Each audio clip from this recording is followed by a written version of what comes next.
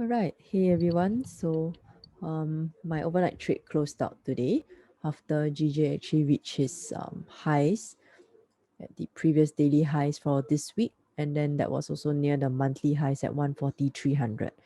So, how I ended my trade yesterday, it was based off this support forming after it grabbed liquidity from this 4-hour zone.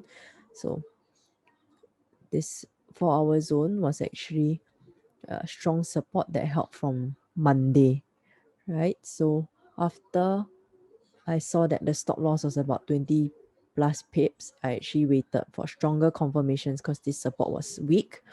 So I let this 30-minute close with a strong bullish candle closing above the left side, the left leg. So this is a strong morning star pattern rejecting this 4-hour zone for me. That's why I took the entry on the next candle when it flipped above the bodies with my stop loss below this 30-minute support. Right, so I knew that I was going to leave it overnight because there was clean candles on the left of the 4-hour at the point in time of entry here.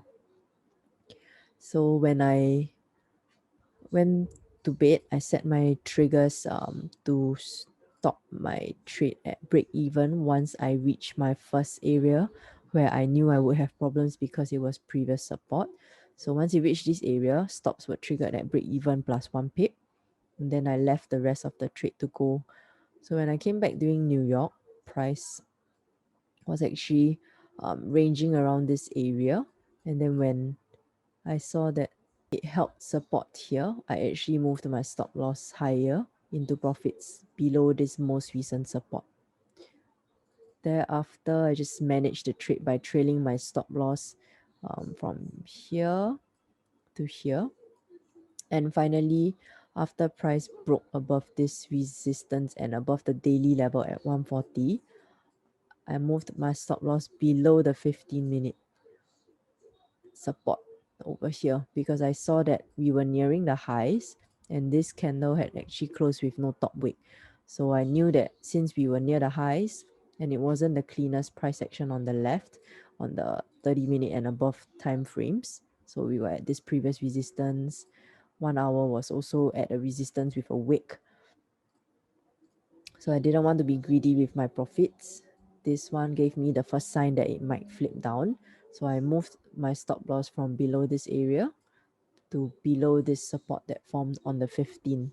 So thereafter that, this candle came down and stopped me out. So overall, I made about 62 pips from this entire trade after piecing out.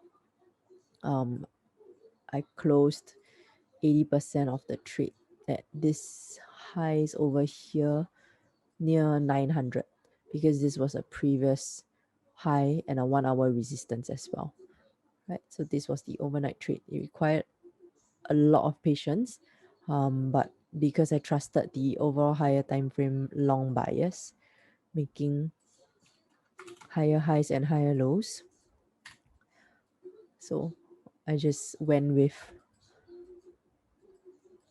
the trend, and then that brought me to this trade that I had over here. So my second trade that no, not second trade. So for my trade that I took today, it was off this 1 hour resistance, which has been respected over here, and the 4 hour and 1 hour both closed bullish.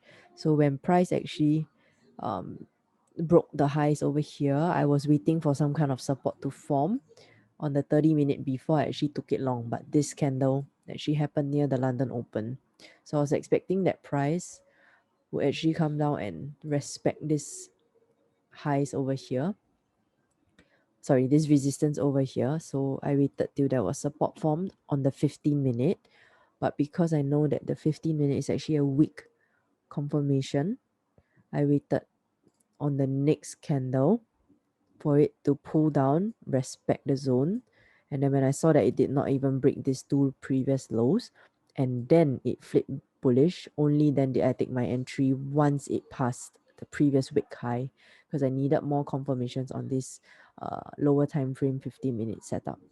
So initially, I was aiming for my first TP to be here, and then the next TP to be at 140,200.